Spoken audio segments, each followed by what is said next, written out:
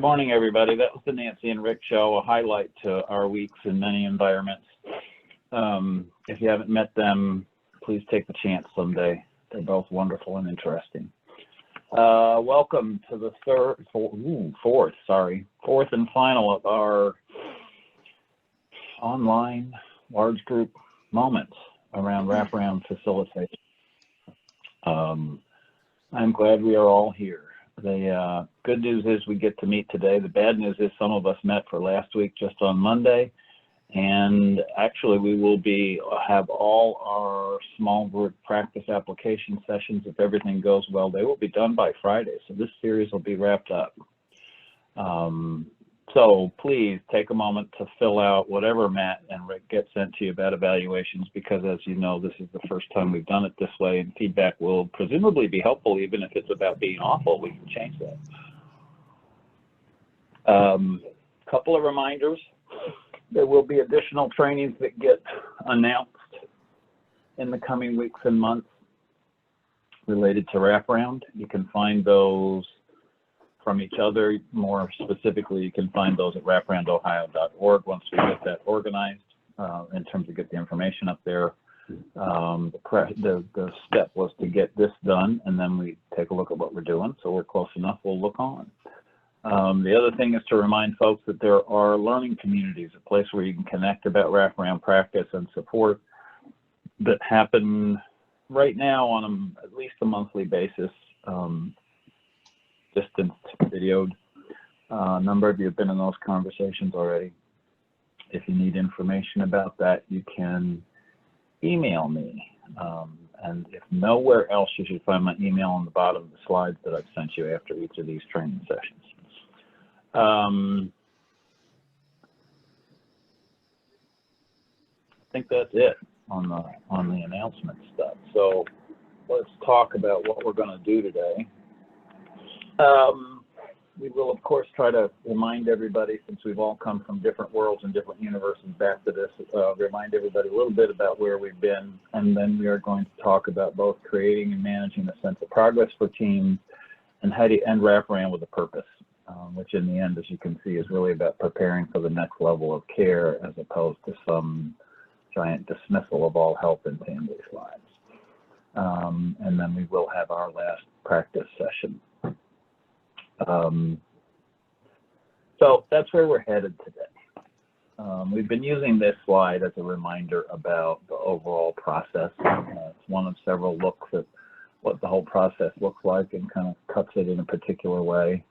So you can see we're in that, I don't know what color that is, that beigey line about tracking options, measuring outcomes, resolving conflicts, hopefully seeing consistent progress and understanding what works, and beginning to lead after several months typically into thinking about how do we decide if we've done enough. And that's today's conversation. As always, you are welcome to unmute yourself with comments or questions. I'll try to keep an eye on the chat box as a tool for knowing if there are other things that I'm missing in talking with you.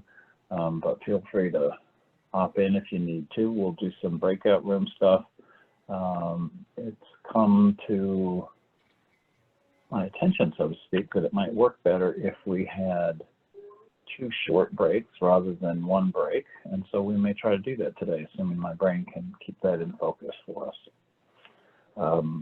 So good morning. That's where we're headed. I think we're going to go ahead and get going. Wraparound, as you know, is an ongoing process. It's not a one-time series of meetings. It's not a one-time event. It's an ongoing process. And it's an ongoing process that typically gets involved with families who have complex needs, which means that resolving their unmet needs is not always a straight line. And that means that progress is sometimes clear and sometimes feels missing in wraparound teams. As with any endeavor, we can get philosophical maybe on a Wednesday morning, as any endeavor in life, but particularly in wraparound and particularly in service and support to families. A sense of progress is a really important milestone to be able to have and to get a hold of. And so this morning we're going to take some time to talk about, in the midst of that refinement cycle, in the midst of having those meetings that start with accomplishments and talk about assessment and adjust the plan, and then ultimately make sure people have their assignments clear. In the midst of that sequence of meetings, what do you add? What do you do that helps with the sense of progress? And that's where we're headed and what we want to be able to talk about today. So back to the screen for a moment. So the slide reminds us of all of that, that we need to be able to see teams need a way, families need a way to be able to see if the work we're doing makes a difference. And so we're going to talk about, I think of it as fairly simple, but I guess as most things, it's probably not as simple as it looks to me sometimes.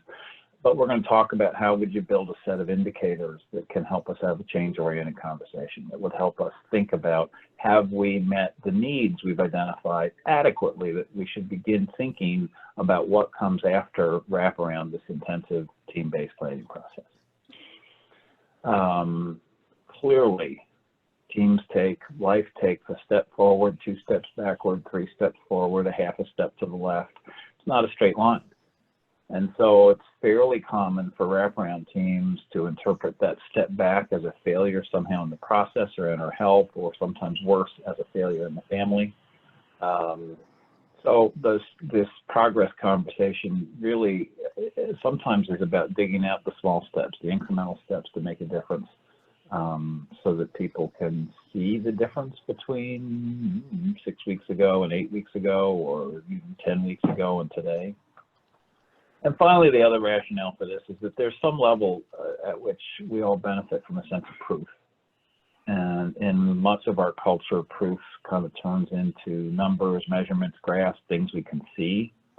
So we need to, as facilitators, do some regular and intentional work to help teams not be stuck in that sense of things don't move fast enough.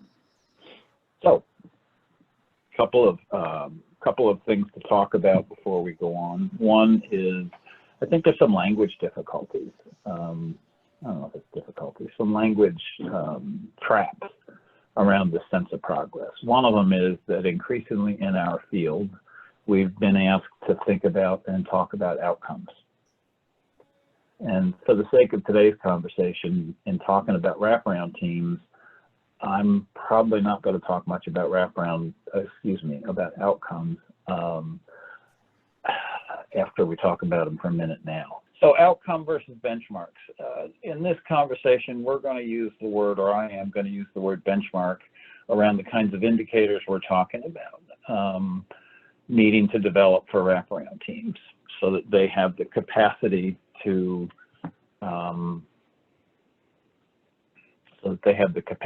to deal with measurement issues around a sense of progress. Outcome, in my mind, and at least in today's conversation, is most frequently used around program level outcomes. I mean, outcome is, did it make any difference? And that question gets answered on a variety of levels. Did it make a difference for a family? Did it make a difference in terms of what we do as a program? Did it make any difference in terms of what we do as a community system? So we will use benchmark as a term to talk about the practice that we're talking about in wraparound. I will get you the slides again as soon as I can in terms of internet connection. For now, let me move ahead by talking about it. I think that there's also a difference around a couple other language things. Outcome, I think, typically gets affiliated to program, although we do tend to talk about it in terms of family. I think benchmark is a word that allows us to talk about where we are and have we gotten better, worse, what's happening. And then we can make decisions about whether our care plan needs to change based on that. I think there are a couple of other things we confuse sometimes. I think sometimes we confuse output, meaning how hard we work or whether people follow through with services for making a difference. So I think the other word that plays in here should be the question of impact. Is the work that we're doing in a wraparound team, is it making an impact? And how we'll count that, so to speak, is through this notion of creating a small set of benchmarks that we'll use to track and form a conversation with the team about whether our work is making a difference. So as a facilitator, there are really 4 things that you're going to do around this process. And they will be in the slides. If you'd like to take notes during my absence, please feel free. There are 4 things you're going to do. There are lots of other things, but there are basically 4 pieces to this about what you'll do as a facilitator. The first is early in the wraparound process. And we can talk about how early in a moment, but you're going to lead the team in setting up and establishing benchmarks. You're going to create a conversation early enough in the process that you'll be able to catch all the change, so to speak, if and when it happens. And early enough is probably not the first meeting or the second meeting because there's a lot to do, but maybe by the 3rd or 4th meeting, you should be thinking about talking to folks about, let's talk about how we're going to know whether we're making a difference or not. Let's talk about how we are going to know we're going to make a difference or not. So that's the first part. The second part is there's work that goes with this. You're going to have to make sure that that the team decides how to monitor and track indicators, the details that are attached to that. Once we've decided what to track, who's keeping track of the information? How often do we look at it? How do we gather the information? It's just, I mean, that's in lots of examples that we might talk about this morning, that's fairly simple. Sometimes it's a little bit more complicated, but we have to decide how we're doing that and pay attention to that, because once you decide what the benchmark is, it doesn't gather itself, not typically. The third thing you'll do as a wraparound facilitator is you will prepare reports. You'll do something that helps team members see the progress or lack thereof, so to speak, but they'll be able to see some kind of visual depiction. So the first 3 things you're going to do as a facilitator are lead the team in setting up these benchmarks. The second is you're going to make sure folks know how to monitor them and you've decided about tracking them. The third is you're going to prepare reports and updates for the team. You're going to somehow graphically summarize the findings for people. And the 4th thing you're going to do as a wraparound facilitator around benchmarks is you're going to lead the team in analyzing it, in learning it. I don't want it to be sounding like a science conversation, but when we see stuff happen, so to speak, meaning when we see an indicator or a benchmark change, we have to decide whether it means anything, whether it happened by accident, what it tells us not just about the family, but more importantly, what it tells us about our help plan, and whether we've got the right help plan in place, or what that sense of progress or non-progress tells us about how we're doing as a team. So when I say benchmark, what I mean is this. As a team, we've got to decide on a couple of things, 1, 2, maybe 3, that we think would change. So here's the slide I was talking about that gives you the 4 tasks of the facilitator around this. That you lead the team, that you have to take care of decision-making about how it happens. You're going to have to gather some information and report it back to a team. And you're going to have to help teams figure out what it is they want to learn and how it is they're going to learn from the information that's happened. So when I talk about a benchmark, let me just give you a simple example. I think as we talked about needs a couple of weeks ago, I talked briefly about a 15-year-old who would get in trouble at school, sometimes worse than others. When it was worse, he'd end up in the principal's office, and the principal would call his mom, and he would sometimes spend the day in the principal's office, sometimes go back to the class, depending on how he was doing. He'd go home. His mom worked second shift, so he'd be alone. Mom would come home from work, and he'd be missing. He'd show up at 2 or 3 in the morning. Brief synopsis to help you remember. And we talked about, excuse me, we talked about some of the potential unmet needs in his life that were seen by different team members. You know, one was the probation officer who thought that his mom deserved or needed to be able to say no in a way that worked. Another was a mental health staff person who, for that young man, saw a potential need for him that he deserved to have new ways to manage old feelings and history. And then you may remember, as they got around to him, he told the story about, you know, I'm not home because I'm at my girlfriend's house. She's the one who loves me when I make stupid decisions. And so the need they settled on, one of the needs they drew out of that conversation, was that he deserved to know he was loved even when he was making bad decisions. So that was an interesting piece about the need conversation. What gets interesting about benchmarks is that we sometimes want to ask a more traditional question when we try to do benchmarks, which is, what would we like to see happen? And that ends us often in places where we're measuring things that A, may not be a priority for the family, and B, are not necessarily tied to the unmet needs that we've prioritized. The question that begins to get you to a benchmark is, if we met that need, where'd it go? Oh, where did it go? If we met that need, there it is. If we met that need, what would we expect to see happening? So the premise around a benchmark is we're trying to measure what we hope would happen if we met the need. And that's a very different conversation in my experience than a conversation that says, what do we want to make sure Bobby can do? What do we want to make sure our services do? What we're trying to do is make sure we're asking the question about unmet need, which leads us to a different kind of place. So for that team around that young man, they took the first need, wasn't the first need, but the one that was sort of most intriguing out of that set, which was the one around deserving to know he's loved even when he's making bad decisions. And they started a conversation, facilitators started a conversation about, there we go again. This is going to be a long day if this continues. The facilitator started a conversation with that team about what would we expect to see happening. And so they said things. They made a list. They got out a flip chart and they made a list. They said things like, well, if we met that need about knowing he was loved even when he made bad decisions, he might be better at being in touch with his mom after school. And they said, okay, so what countable thing would happen? And the countable thing that would happen might have been the number of times he contacts his mom about where he's going to be after school. Okay.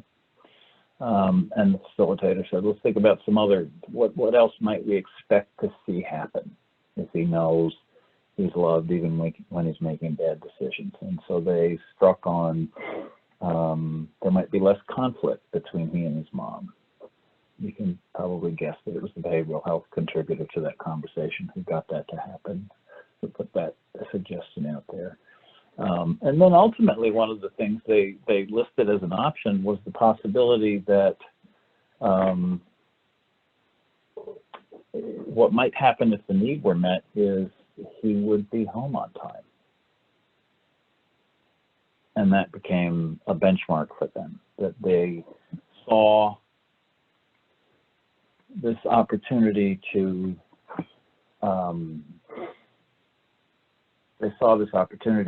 count something that they felt like was really connected to meeting the need and that would be a change indicator that related to the reason that he was in RACRAM. His probation history was a significant part of why he'd been in RACRAM history. I am aware that I've disappeared again, and we will work on this. Thanks for your patience. So that's an example that I hope will give some light to the kind of thing a benchmark is.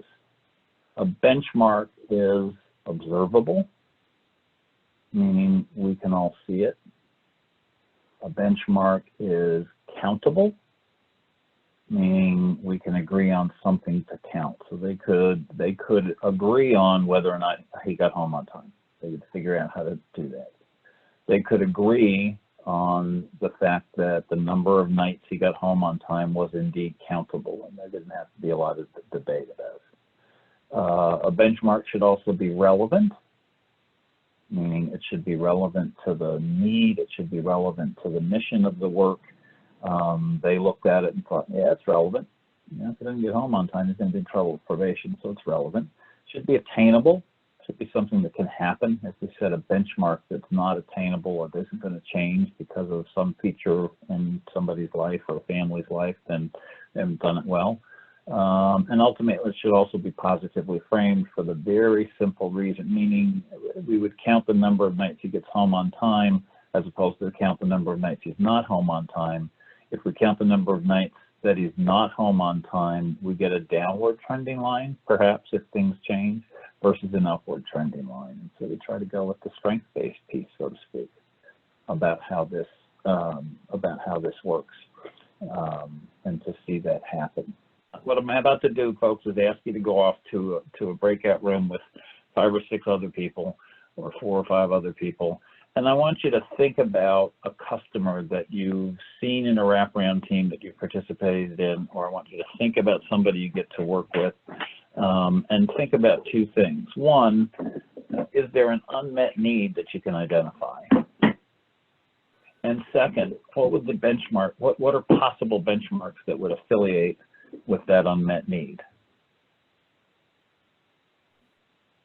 So in the end, you would come back with an understanding of a possible need related to somebody one of you works with, and you would have taken a few minutes to try to brainstorm some possible benchmarks. And again, when I say benchmarks, observable, countable, relevant, attainable, positively framed. That spells oh crap, by the way, when you take the first letters of each word.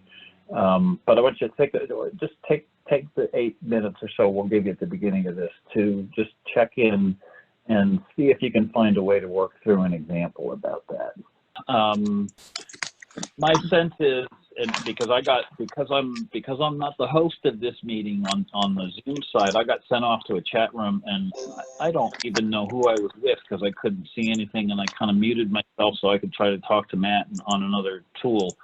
But it did sound like the conversation was a little bit challenging to get from where we were in the conversation to the notion of a benchmark, at least for one group. Did others have that experience?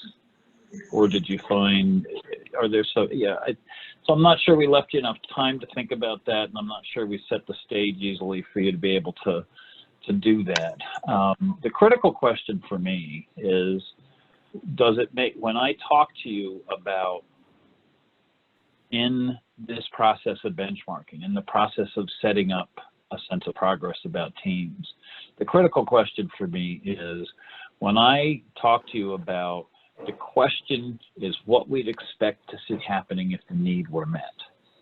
That just like need changes the problem framework, asking the question, what would we see, what would we expect to see if the need were met, yields some different answers, yields some different answers than what's our goal.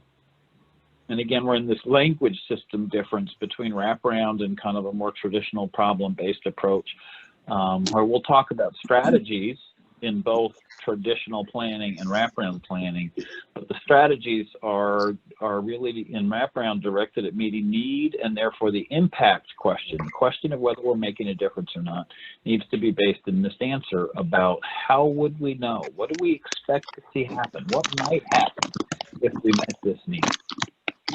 And that gives us a benchmark that's just a simple countable event. It's not a goal. A goal is, I hope Neil will have 3 new friends. The goal is, I hope Neil will be home 70% of the time on time. The goal is, I can't think of other examples at the moment. The benchmark is simply, let's count the number of times he's home on time, and then have a conversation about, as that number changes, do we think it has anything to do with our help, our plan, the things we're doing? Did it happen by mistake? Did it happen because of circumstances? Some of those kinds of questions. So I still have a live internet connection. Let me show you this. Okay, maybe I won't show you that. There we go. Let me show you this. This is an example from that team I talked about, from this 15-year-old who was away from home, not getting home on time. We said the benchmark would be the number of times he's home on time. You can see there's March, May, April, May, June, July, 5 months. And this is literally what happened. So there are a couple of things that are notable about this right off the bat, I think. One is that the benchmark was easily trackable. They got concrete data. And it started to look like different things happened at different times. And so the facilitator then needs to help the team think about, well, what does it tell us?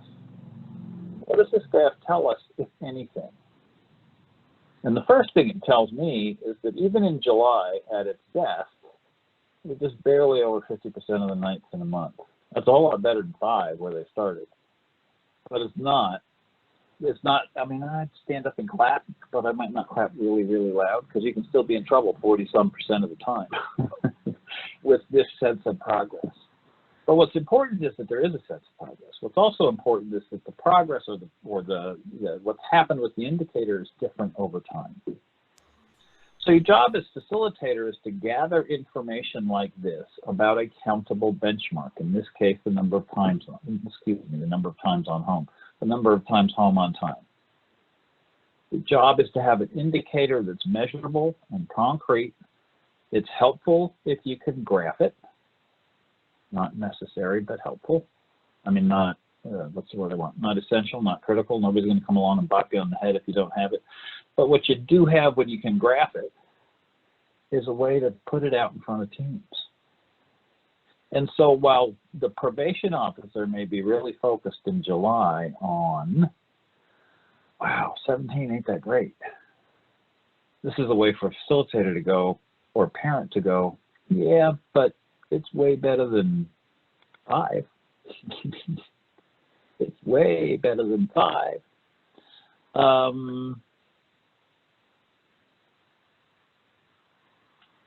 So I want you to think about that as an example, and recognize that to get that done, meaning to get that graph done, they had to do these things. They had to decide on how often. So they were gathering monthly data. They had to decide what to count. And here's a bullet we haven't talked about yet. In this instance, around the number of nights home on time, it was an actual count. But you can also do things that are much more subjective. I call them impression rankings. If you're concerned about if the need is, I don't know, Harriet deserves to have a life that's worth being happy about or worth feeling energy about. And we may be concerned about depression, or we may be concerned about her social activity, et cetera, et cetera. And if we struggle with finding something to count, we could ask, I believe I used the name Harriet, we could ask Harriet or her mother to keep track of what their impressions are about how she's feeling. And we can put it on a 10-point scale. 1 is she feels miserable, 10 is she's riding high and high in the sky. And we could gather those rankings and turn them into something countable, so to speak. So it isn't about just counting events or hard facts. It can also be about tracking impressions or feelings. Impressions, I guess, rather than feelings. This team clearly determined who does the counting. In that instance, they sat at a team meeting and said, okay, how do you do this month? And then they went ahead and created a visual tool. In the chat box was a question about, is there a tool to create that kind of thing? Yeah, that was done in 2 formats. You can do it in Excel really easily for any of you who love and remember Excel. I use Excel just about often enough to make myself crazy because I can never remember all the ins and outs until I start to do it again. It also, frankly, can be done in a PowerPoint slide. They have a graphing developing capacity in that. So there are a number of tools. Those aren't the only ones. They're the 2 that come to mind as kind of the easiest tool to create a visual benchmark. You can also almost as easily come along and take the data. This is a big piece of paper. You can come along and take the data and you would go, okay, pardon the impreciseness of the line. Oh, it starts to look kind of cool, doesn't it? Look, there's our line. We've taken the data, and we could put in, what was that? This was March. I'm not going to fill it all in.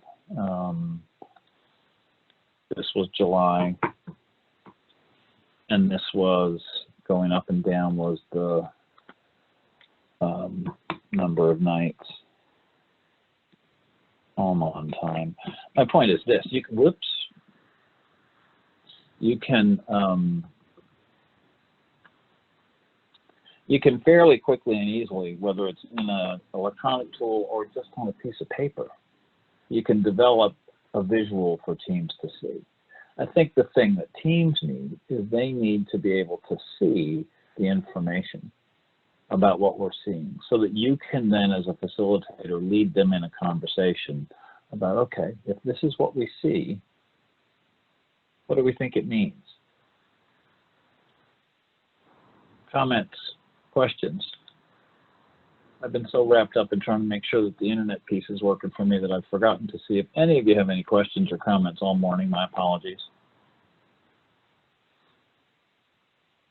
That makes sense?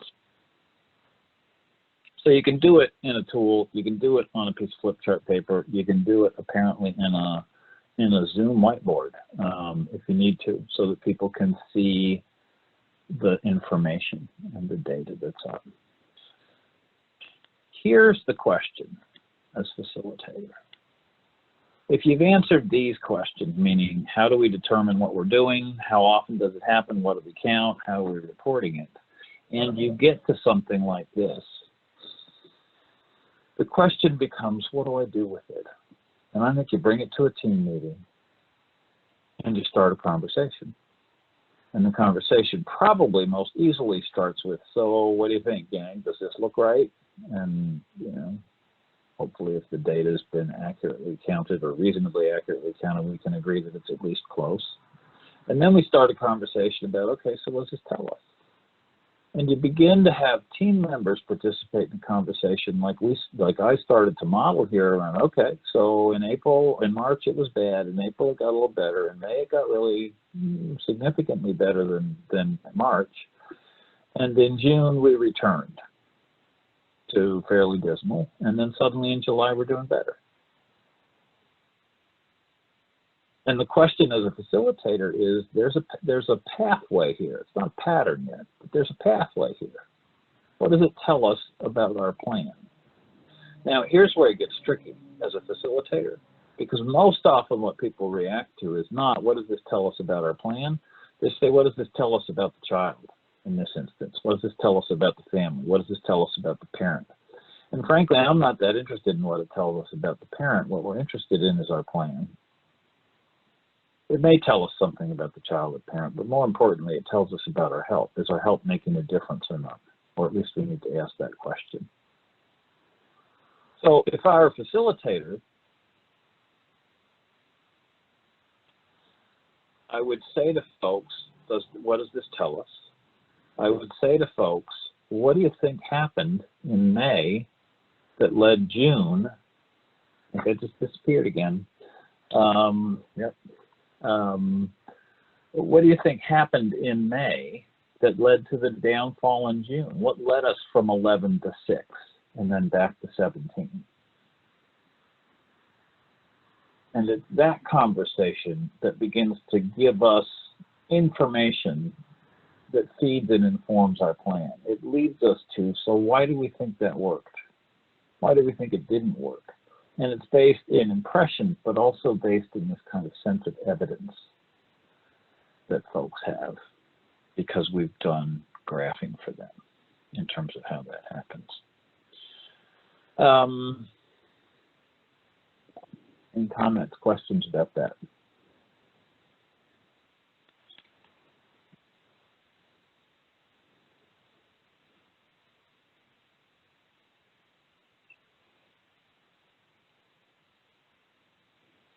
So let me give you some examples of questions you might ask as a wraparound facilitator if you had a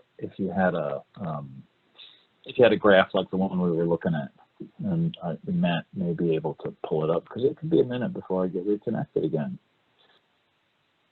So the first thing you're doing is looking for patterns, things that have happened. You're looking for anything that coincides with other life events or with changes and supports in our plan. So we're asking questions like, what else happened during this time? Why do we think this, meaning the downfall, the downward trend from, I don't have it in front of me, I think it was May to June. Why do we think this happened now? Do we have any sense of why this happened that way? The second thing you're doing is you're looking for progress, even if it felt like none was present. Even if the probation officer shows up at the meeting in July saying, I'm deeply concerned about the fact we haven't gotten, you're still out 13 nights a month, way later than you should be.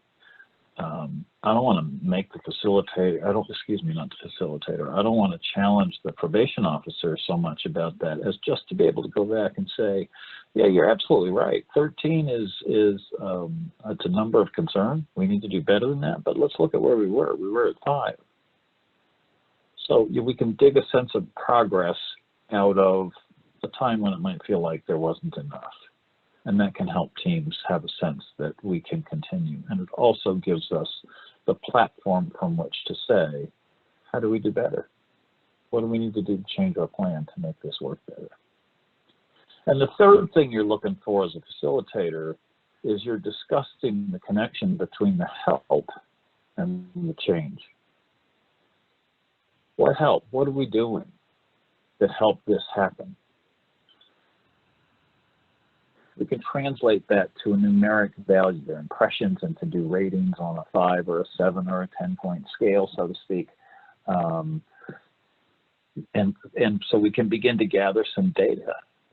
And the data doesn't have to be any more sophisticated than this example of a night at home. We're not looking for cause and effect. We're not doing a research project for science here. We're not trying to prove anything. What we're trying to do is help teams have a way to measure whether their help is making a difference or not. It may be that life gets lots better and it has nothing to do with our help plan, or it has everything to do with our help plan. But as a facilitator for a wraparound team, we ought to be interested in that, and we ought to be trying to talk that through with folks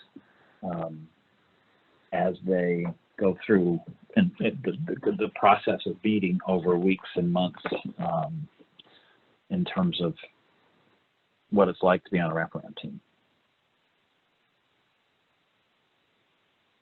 Now, if you're looking at slide 9, what it begins to point to is having information like this supports, doesn't answer, it supports the conversation about when have we done enough.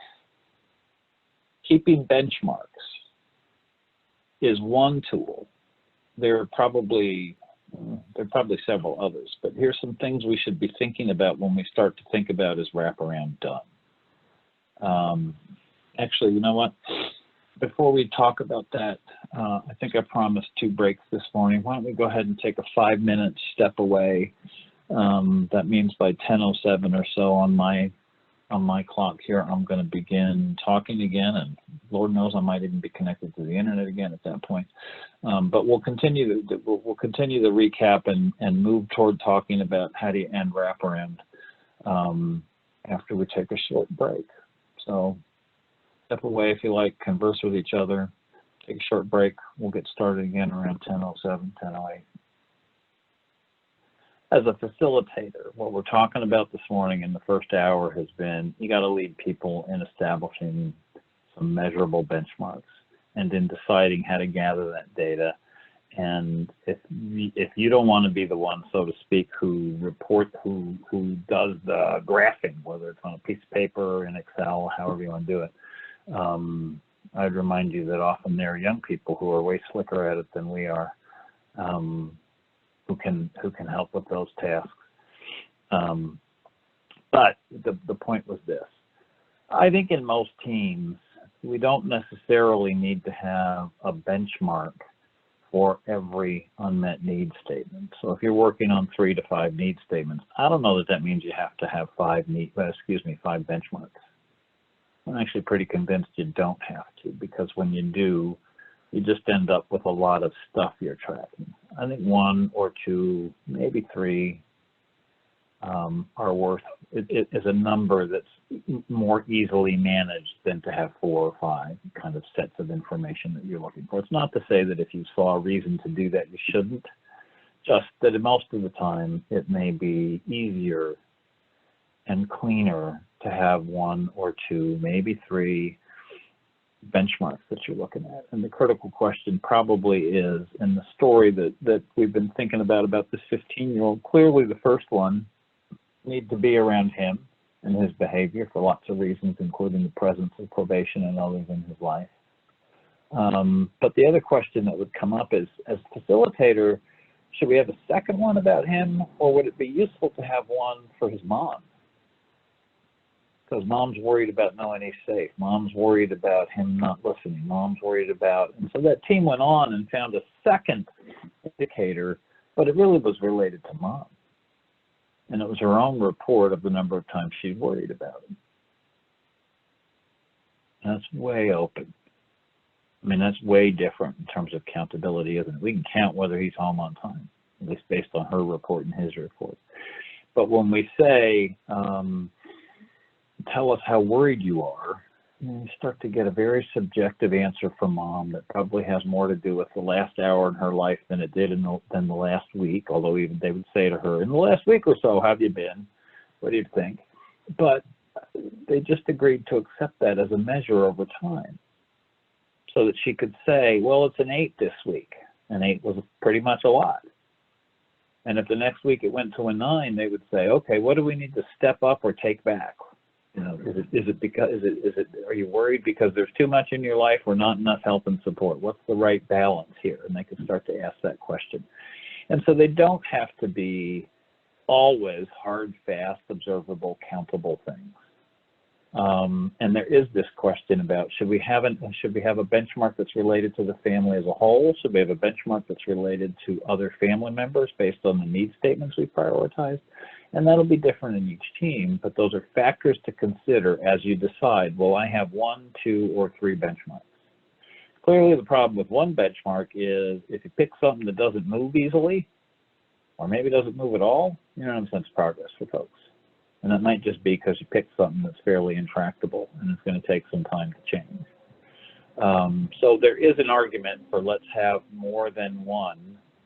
There is an argument for let's not have more than 3. And you have to make the decisions as facilitator, as I said, around should there be one around the child? Probably. Wraparound is often triggered by a child's behavior or involvement in the system. Should there be one around the family? Maybe. Should there be one around parent? Should there be one around another sibling? Those are all questions that can be answered as we go. So you track 1 or 2 or 3 things. You bring teams that information. You lead them in this conversation that we started to have about the graph that was back in slide 11 or slide 9, I think it was. And that contributes to this question about, are we making any progress? Is it making a difference? It begins to have part of that conversation about, is it making a difference, which frequently feels really intangible. Because one day is better and 2 days are worse, et cetera. I mean, it's that forward, backward, left, right stuff that we talked about earlier. Your goal is, as a facilitator, to begin to develop a track record and to begin to develop a history that lets teams look at, are we making a difference or not? Now, if you've got some indicators picked and nothing's changing, the facilitative question is, so what's up? What should we change? Let's be clear that the framework asks us to think about, this probably tells us about our health, not about the family. Benchmarks should be a way for us to evaluate and adapt the help we've put in place in the plan, rather than evaluate the relative goodness or compliance of families with our wishes or hopes for them. And that's a facilitative responsibility. It's our task to kind of keep track of that on behalf of teams and make sure that we leave some room for that. So benchmarks get us a sense of progress. Having an open conversation about it helps team what we've got to be clear about is that when we think about moving from the implementation phase to the transition phase, when we think about moving through the long haul of regular team meetings toward the end, the question isn't, are we done? The question is, are we ready to talk about the next level of care? I think early on, is there enough progress to begin to prepare for the next level of care? I kind of like the next line. Has there been enough help and healing to now intentionally support a sense of hope? Hope that you don't need us. Hope that life has gotten lots better. In the end, the big question is, have we addressed the initial conditions? Have we done anything about the mission? Have we addressed the unmet needs we've talked about? Benchmarks help us focus on decision making about when to enter the last phase of our program. Matt, if you'd go to 12. Thank you.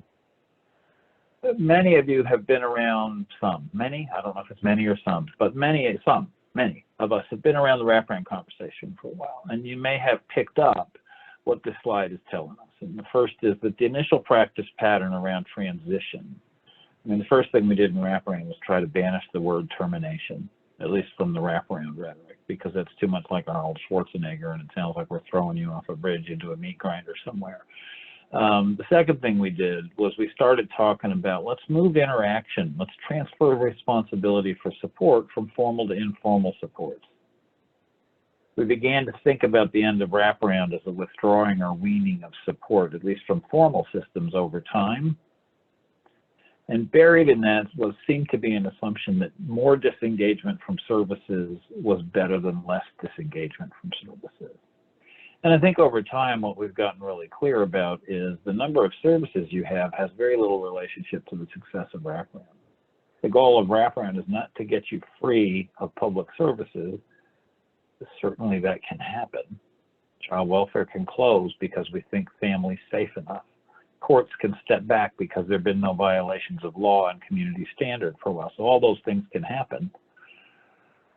I think I just went away again. So all those things can happen. It's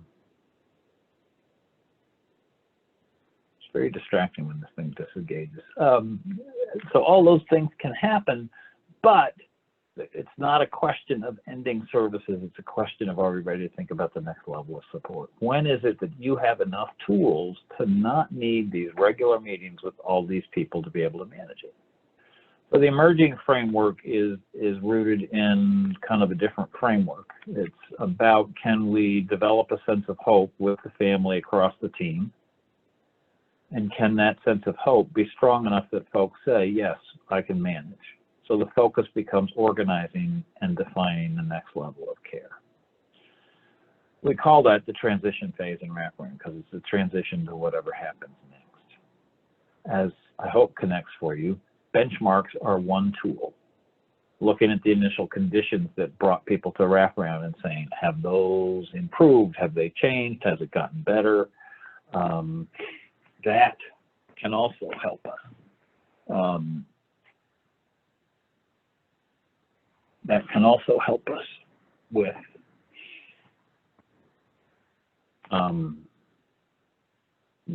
knowing whether we're at the end, we're at a point where we should and can change the process from formal team meetings to whatever the next level of support is going to look like. So, Matt, if you do 13, we could get to that. Oh, and I can't see it, so I'm going to trust we got there. Here's the big deal. Transition is a phase that actually more often I see talked about as 30 to 45 rather than 30 to 60 days, but it's a short phase in the wraparound process. Albeit it's a little bit longer than the planning phase, which was 1 or 2 meetings, but it's short and fairly time focused. The premise is that we would see an increased frequency in meetings rather than decreased frequency in meetings as we prepare for what happens next. We'd have, during that 30 to 45, maybe 60 days, a series of future-focused conversations, obviously building on past successes, but we have a series of future conversations about what does it look like moving forward. And we'll talk about some specific areas that we think it's worth talking about as a kind of gauge to determine whether we've got enough hope to be moving to the next level of support. The process is also around coordinating, introducing, saying goodbye, so whatever it is we need to do around the next level of support so that it's a road that continues rather than starts over.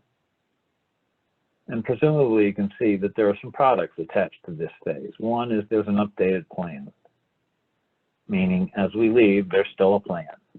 Same kind of specificity and detail about who does what beforehand. It may be that what's happened, the biggest difference in the transitioning out plan is that as we move from the plan about our work to the plan about what happens next, the plan from the work of the team to what happens for whatever iteration comes after that, it may be that the time frame changes. In wraparound, we're planning for between now and the next meeting. If meetings aren't going to happen, we may be back to a 3-month, a 6-month, a 9-month plan. You may also see a crisis plan get updated so that if there's a crisis in a family's life and there needs to be some kind of response, so to speak, to that, then we can change that plan. There are often in the transition phase summaries that are provided to families, and we'll talk about what some of those examples are. Sometimes there need to be certificates and letters and kind of pieces that wrap this up and let folks know exactly where we are. So if we move to the next slide, Matt, what you'll see is kind of an overall picture. Actually, let's go on to the next slide after that. What you see here is an overall picture of what team meeting frequency might look like. The point is this. This is an intensive series of meetings at the beginning. In that particular example that we just went past. In that particular example, you can see they had weekly meetings in the first month. Then it stepped back once they had a plan in place. Then it got a little more frequent in the 3rd or 4th month, et cetera, et cetera. But the premise is that what you see, I hope, is that the frequency changes again as we get to the end of this process. That we kind of step up the activity in the process as we get to the end of wraparound, as opposed to weaning and kind of falling away over time, so to speak. Now, Matt, if you don't mind jumping back to 14, we're at 15. If you go back one, I thought I'd want them in the other order, but it turns out not. So this just summarizes for folks, why do we do more meetings at the end of the process? Team continues to the very end. We've got to summarize progress. We've got to take the time to really address concerns that team members hold about what's been missed or not missed in the process. It's important that we get some hope, not just a sense of hope, but consensus. And I say public, but meaning public in the team, that we talk openly about what do we think is happening? Is it good enough? Have we done enough? We often discover as we get to the transition phase that there's unfinished work, so to speak, needs we haven't quite fully resolved. And we have to decide, are those things we're going to do now or try to address now, or are we going to let them go to the next level of care? And finally, there's this notion about transition to, I mean, I know we're in the spring and there have been lots of stories about graduations, but I just wanted to remind everybody that we think of this, that we think of graduation most often in lots of settings, at least related to school, as commencement, which means beginning or beginning again. And so, I don't know, just a reminder that what we're talking about is not the end of something. We're talking about the beginning of what's next. And that feels like an important framework. I mean, quite honestly, what we saw for some families and some providers in wraparound was in the weaning model, you know, when we were titrating down and trying to transfer support to informal supports, both of which are, the informal support notion, we ought to be building into our planning all along, not just doing it when we get to transition. But what we saw happen was that facilitators would begin the conversation about, maybe we've done enough wraparound. Maybe we've had enough of these meetings. Maybe you've learned enough and have enough different tools. It wasn't unusual that we would see some families in this process go right ahead and have a crisis, as if to say, no, you can't leave us yet. As if to say, no, you think I have the tools and supports, but I really don't. And so I think sometimes that framework around weaning was creating enough anxiety for families that they were sometimes showing us that they didn't feel ready or didn't feel supported. And regrettably, it took us as a field a little while to think through, maybe what we should be doing is being really clear, not about the ending of support, but about what the next support is and where it comes from. And be clear about the ways in which transition can be, so to speak, a liberation, a letting go, a setting back from what's been in place before.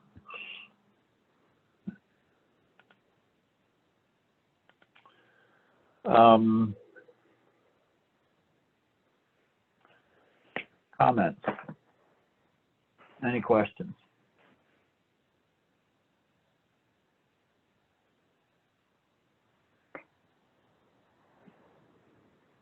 Okay, Matt, if we'd hit the next slide, not the next slide, the slide after that, if we go to 16. Thank you. In the current understanding of transition in wraparound, and you'll notice I said current because I don't think our learning about this is finished. But the slide gives us really the framework that we're thinking about at this point. If we want to move from a warm hello that gets to help fast enough to make a difference so healing can begin, and enough healing happens so people can have hope for a better life, we have to think about what goes into hope. Now, hope is kind of a broad concept. We've seen it in political campaigns. We've seen it in all kinds of places. But I think in wraparound, there are 4 things we've got to think about. There are probably others, but there are at least 4 things. In order to have hope that families will cope well, that they will do well without a formal wraparound process, we have to have a sense of accomplishment. We have to have a sense that we've been able to do something successfully or efficiently or differently than before. Because remember, most of the families that get referred to wraparound have had not only really difficult experiences with each other, but really difficult experiences with help prior to getting to us. The second area is, in order to have hope that families will do well without this process, we need to be clear about what are the new skills and abilities that have developed for family members and people around them during the time we have. There has to be a sense of competency to support the accomplishment. It's not just we got through a difficult time once or twice, but we know how we got through it, and we know what the skills are and the capacities and abilities that got us through that to where we are today. The third area is none of us should live alone. Well, you can live alone if you want, but we shouldn't be totally alone in our lives. So we have to figure out and help teams and families think through, do they have access, adequate access, reasonable access to support and participation in daily life around them? Do you know who you turn to, when, where, and how? And then finally, the last thing people need, I think, to have hope is we have to have clarity about what comes next. We have to have some sense of what it is that comes next. If I'm stopping away from a process, whether I loved wraparound or hated it, if it was useful, whether I found it to be, intensive and intrusive. There's a mom that I used to get to train with in California who honestly talks about wraparound as the most intrusive thing that ever happened to her. And then she smiles and said it was also the best thing that ever happened. But I never imagined that I would sit in my living room with 8 other people who knew as much about my life as I did. And that was the feeling she had about teens. For her to step away from the wraparound process, I don't know that she needs to know what 8 people know as much about her life as she does, but she needs to know what she's accomplished, what the skills and abilities she and her son held were. She needs to know where the connections are, and she needed to know what came next, both in terms of services, but in terms of life, and in terms of how to get back to extraordinary supports if she felt like she needed them. And with that in place, she was able to step away from that team. So those are the 4 areas that I'd suggest we need to focus on in the transition phase. In the planning, in the hello phase, engagement, sorry, I was trying to think about the other word for it. In the hello stage or the engagement phase, we laid out some steps and said, look, you got to talk to the family, you got to find strengths, you got to find needs, you got to find who's connected, you got to gather up a team. There's kind of a process. It's not necessarily a straight line, but we know the elements of it. In the planning phase, we said, look, you got 1 or 2 meetings. Here's an agenda, 8, 9 steps. You can walk through it, and it might work out. Yes, I disappeared again. Presumably, I'll be back in a little while. This is starting to get to be old hat. So in the planning phase, we did that. In the implementation phase, we described, yeah, it's a little less linear, but here's a structure around meetings that can be helpful. And now we're going to get to the transition phase. And what I'm going to suggest to you is, yeah, actually I'm going to suggest to you is it's not the same agenda.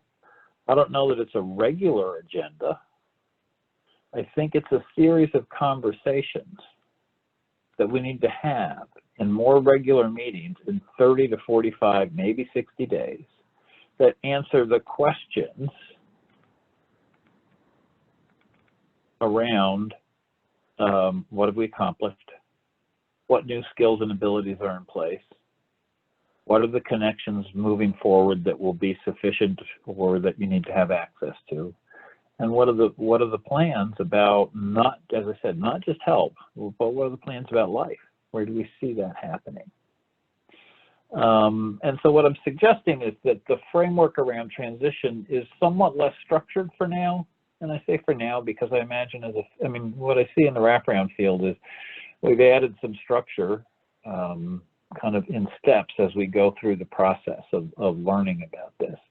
And sometimes I think that structure is valuable and been helpful, and sometimes I worry about it taking away some of the creativity and capacity. So I'm not going to rule out the possibility that we wouldn't roll back in a year or two and say, well, here's how you run a transition meeting.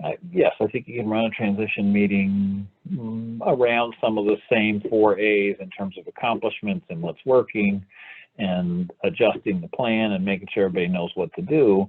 But into that, we've got to weave these concepts around accomplishment, defining new skills and abilities, assessing connections or clarifying connections, and finally putting in place clarity about what's next.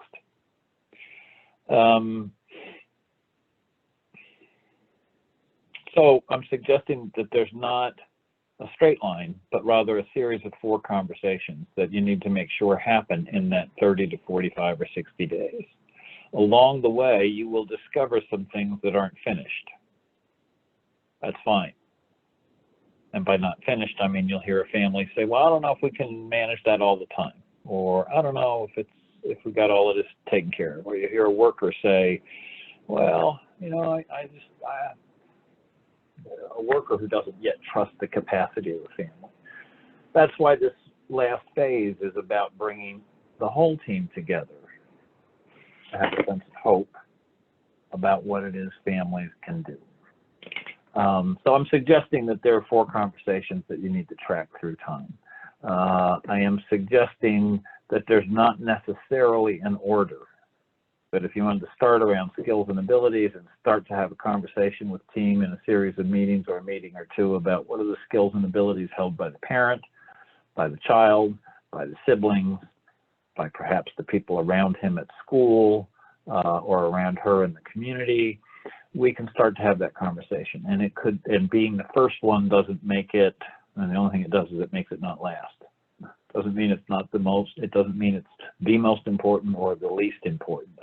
You just need to have that. So you decide which of these conversations you'd be able to have in what order, so to speak, and begin to think it through. Matt, if we could jump to accomplishments, which is the next slide. Again, this is not a statement from me that says, this is the order you have to do them in. This is just, probably because it's A, but there really was no alphabetical stuff here.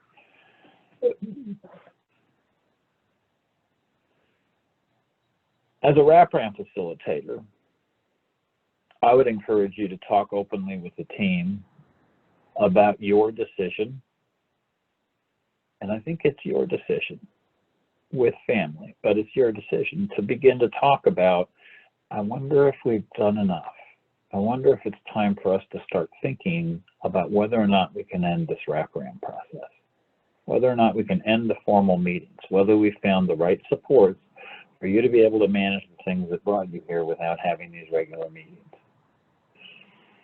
And I think, as I said, I don't think this is about taking away family voice. I think this is about a process.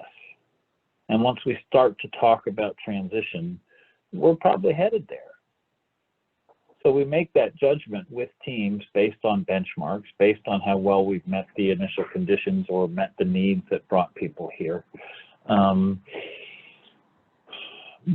But we got to get to the conversation, and the conversation can start with accomplishments. We want family and team to be able to assess progress from the beginning of the wraparound process, maybe from the beginning of their public service involvement to today. The slide lists, what is that, 5? The slide lists 5 ways that you can do that. They're not the only ways, but you can have a conversation that says, look, let's go back to the Friday. Let's go back and think about why you were here.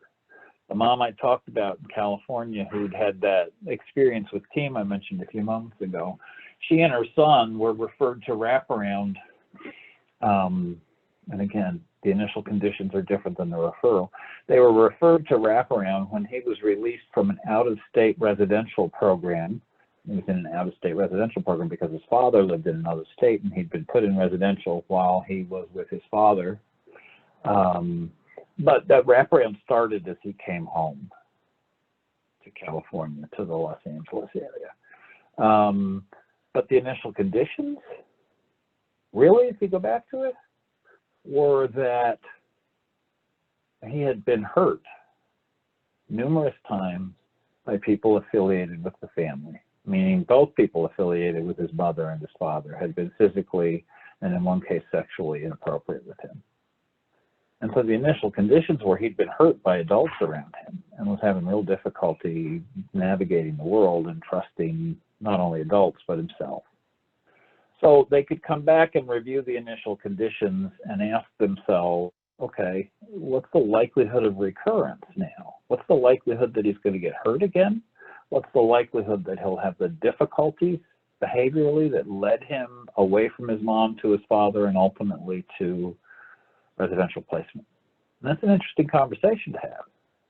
I think most often what we find in wraparound teams is there's often a strong sense of progress, but there's an underlying concern about, I don't know if it's enough. But that's one of the ways to go back to the initial conditions.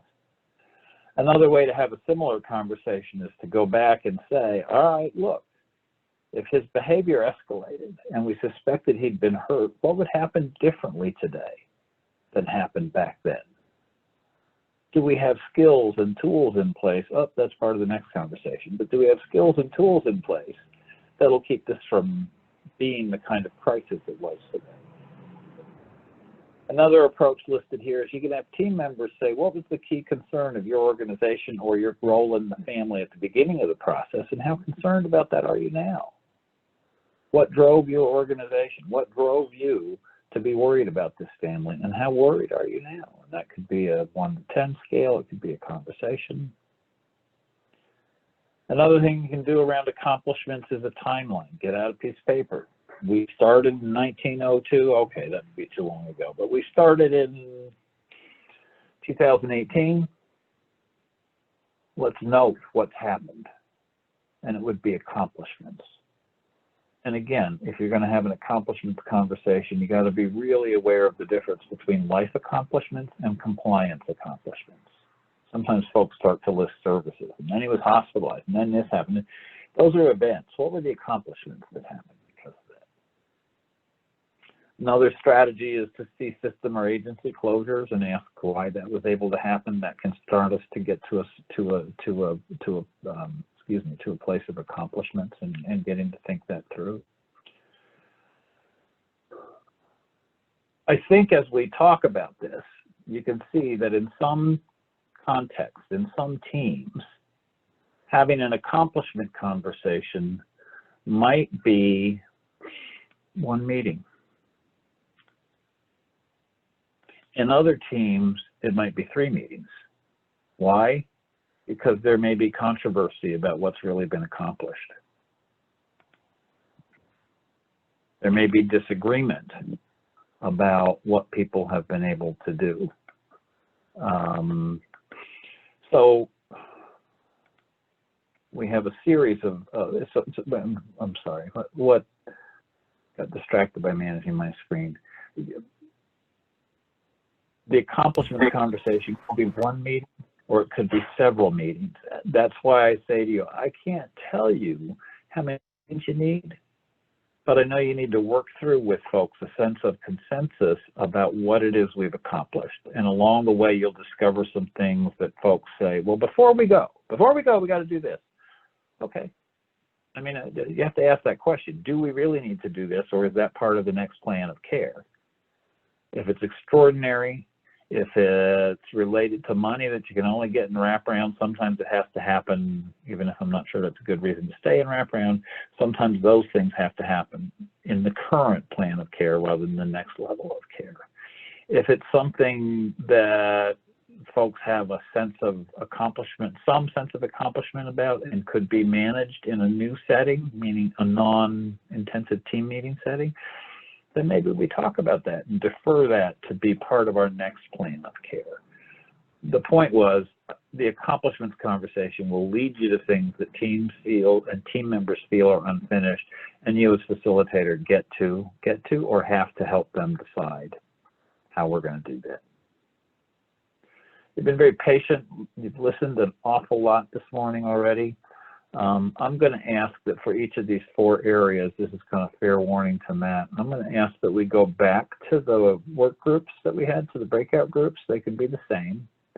But what I want to ask you to do is take, I think we set it at 8 minutes earlier, and that probably is okay for this conversation. It was a little too short for the first one. But I want you to take a few minutes, and I want you to remember this slide. So take some notes about it or something. But I want you, because I can't send the slide with you into the breakout room. But what I want you to think about and talk about is, think about being in a team, whether you've been in a wraparound team or not. Think about being in a committee meeting, in a team meeting about a family, and what are some other methods? What are some other ways besides these 5 that you can think of together in the minutes we're going to give you that would start or add value to a conversation about accomplishments? What are some other key questions? What are some other strategies that you can think of? Because as I said, these are just 5. I don't think this represents the be-all, end-all. So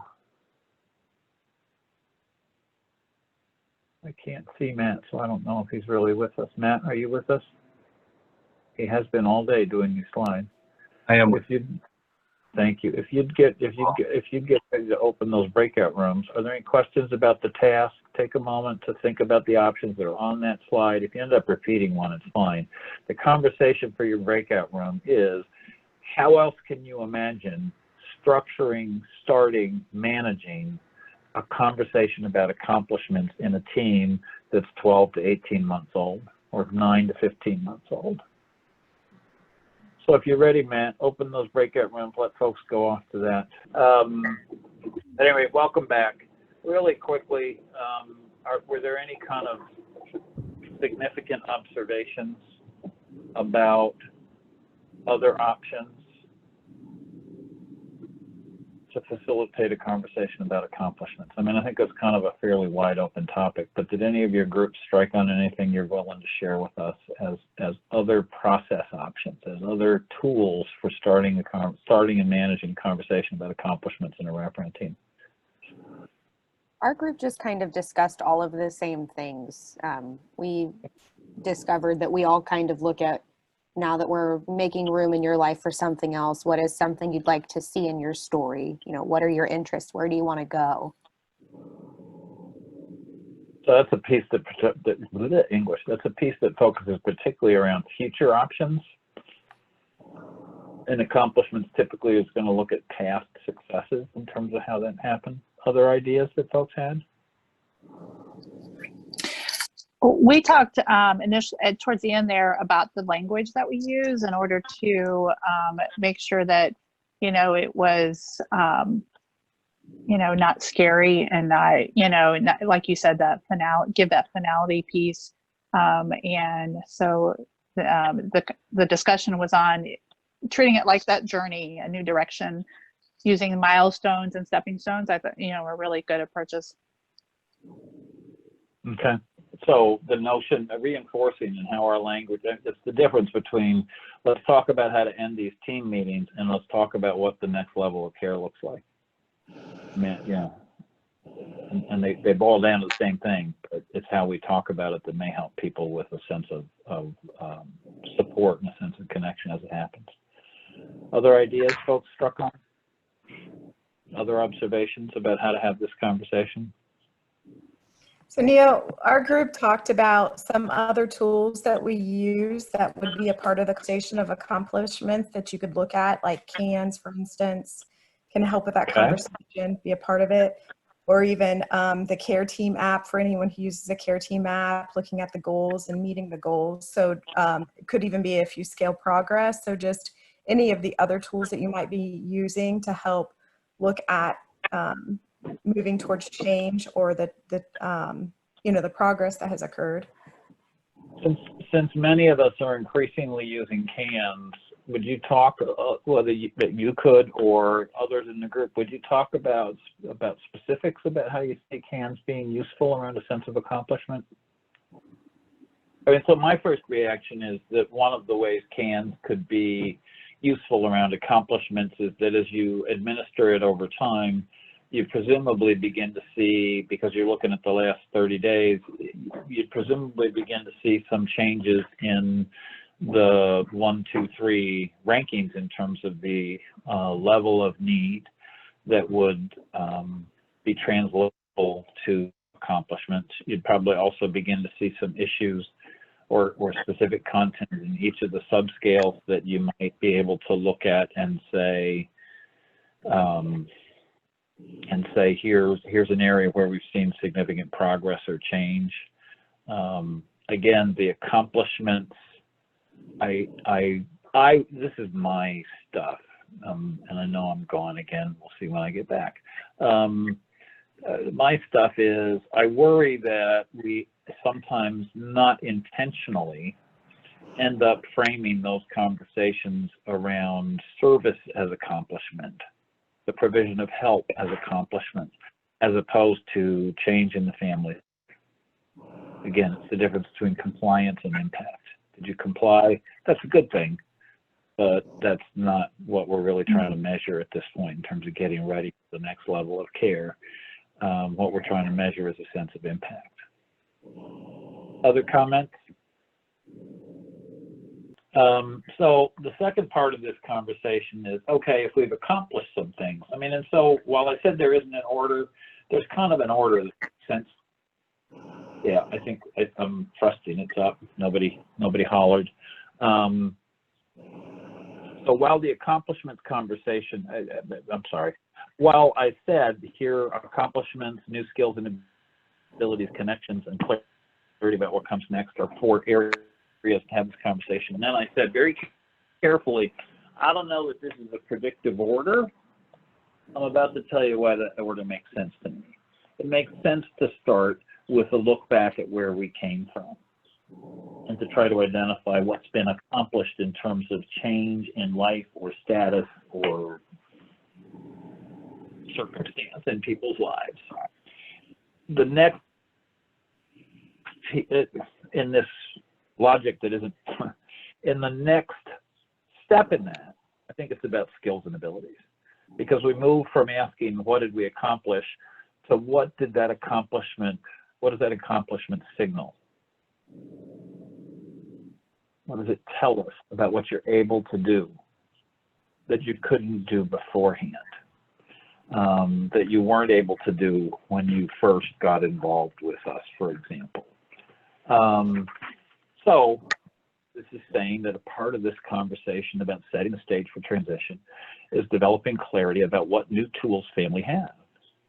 Now, I don't know that I care too much about the window of time that you ask in. It's got to be longer than the last 30 days.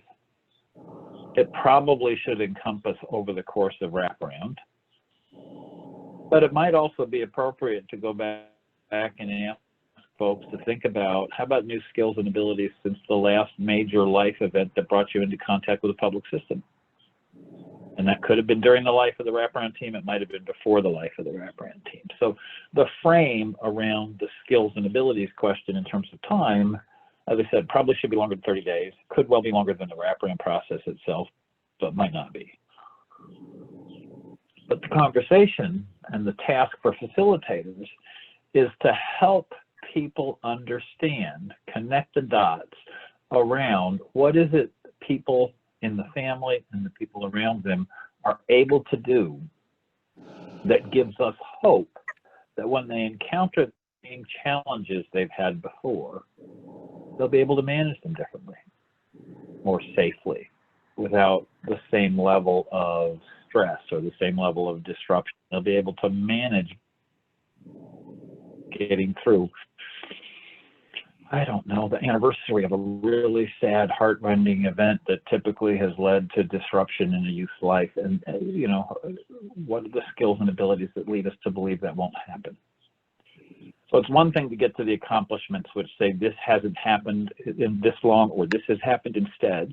And it's a second thing to be able to help people know, well, why do you think that happens?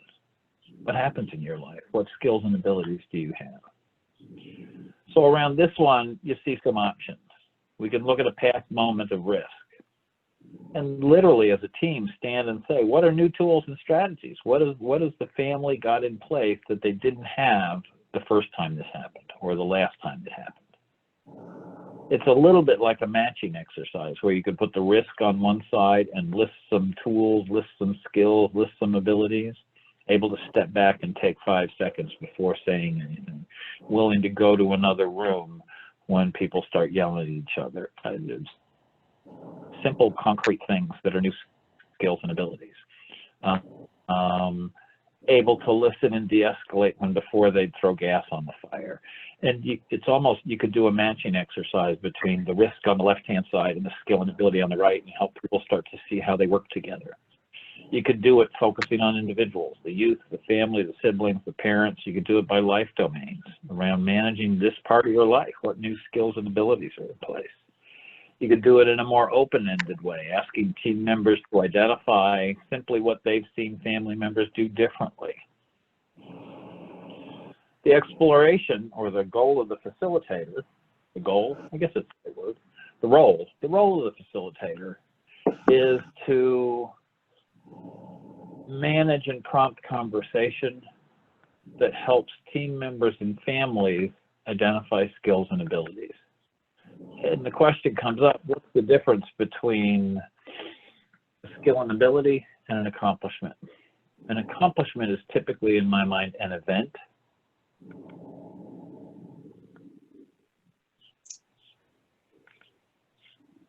Accomplishment, in my mind, is typically an event or a success, something that happened. A skill and ability is the attribute, feature, activity that lies underneath that contributes to it. So an accomplishment is we went 3 months without having a physical fight in our house.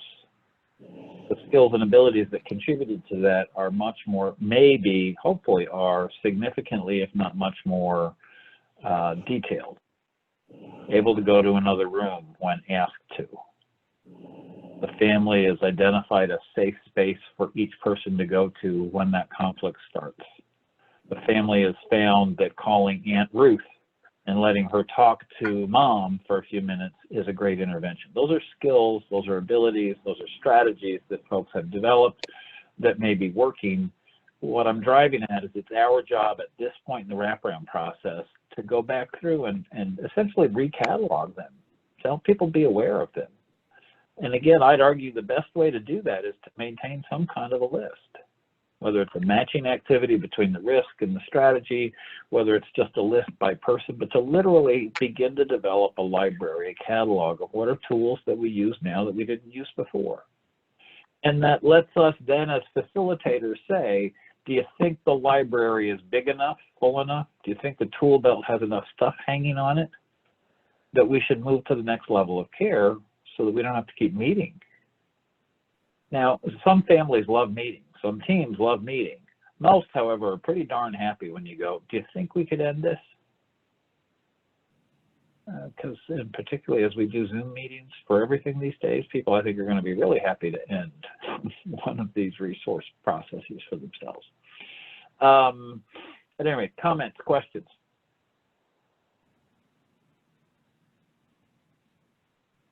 This is not a one-time conversation, I don't think. I don't think in an hour we can catalog for a youth, his two siblings, his parents, the family as a whole, and the team, for example.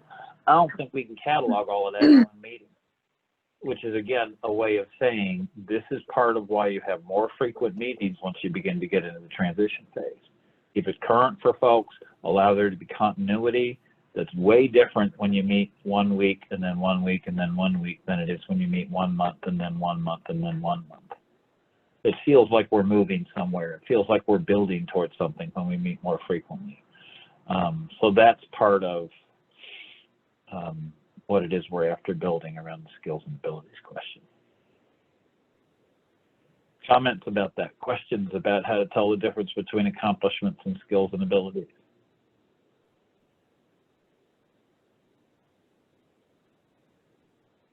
I should have started warning Matt moments ago. If Matt's willing and able, I want to send us off to breakout rooms again.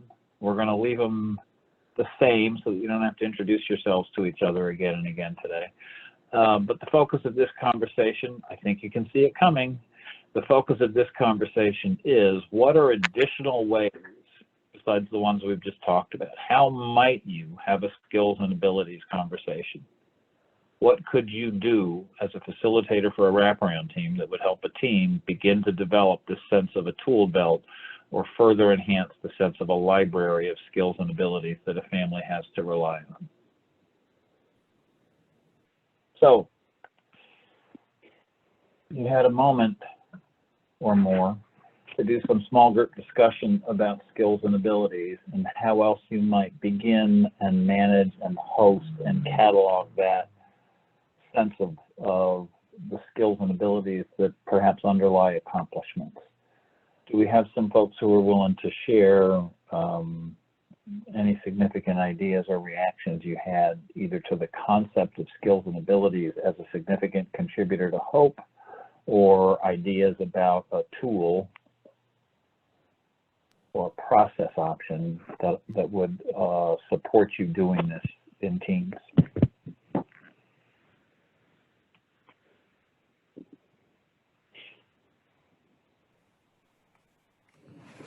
I was there for a second, now I'm gone. Go ahead. Something our group talked about was, I thought was a great idea, was we were talking about those those accomplishments, if they were to gather them and possibly put them in a jar or like a box for a toolbox, an actual toolbox that the family could take with them. So they have those reminders of those accomplishments, and then we can review them at a later date as well. So you could do a cool kind of symbolic jar with accomplishments, and then building, maybe this is your idea, you could also get them out in a meeting one at a time and go, okay, what are the skills it takes to be able to do this one? What new things have we seen added to their repertoire, their tool belt? I like that. That's cool. The accomplishments jar and the skills and abilities jar. And the notion that families could take it with them. It does mean we'd have to go to the dollar store and find a really cool jar.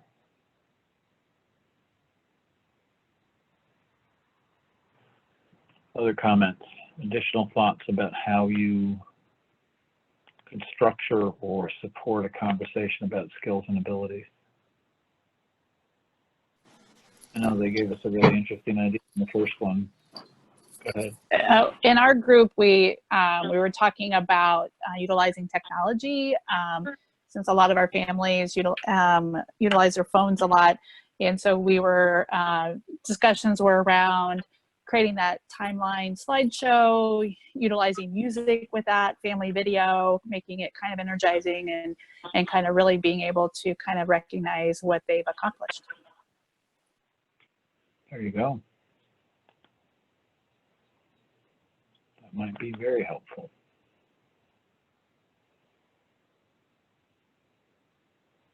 It's funny what you learn. As long as I've been thinking about timelines and trying to sort stuff out around what works for teams, I learned the other day from Megan, who's been a part of this call and certainly part of the smaller groups, I didn't know this, that Excel has some templates in it around timelines that might be really useful for creating those as a document for families to take with them, either at the beginning of the process or toward the end as we're thinking about transitions. So again, I said, I don't know if there's an order. I could see starting with skills and abilities and moving to accomplishments if need be. I could see starting with this third of these four, which is connections, and moving to one of the others. I do think in the end, clarity about what comes next feels like it probably should be kind of the bow on the pie. That's not the right analogy. The bow on the box, the whipped cream on the pie that makes it work. But the third of these areas, as you can see, is around connection. Team, for some families, is an incredibly kind of intimate and intrusive experience. For others, it's something they tolerate. For others, it's tremendously valuable. For others, it's tolerated.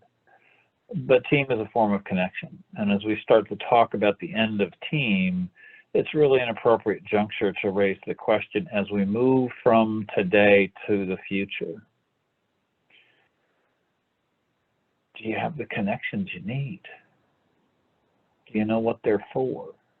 Do you know how to access them? So there are some things that aren't reflected in this slide. One of them is, first of all, do you know who the connections are? Do you know where your support comes from? Second of all is, do you know how to or can you access them when you need them? And the third is, are you clear about what you rely on each of those different supports for? If you think about your own life, I suspect there are people you rely on for advice.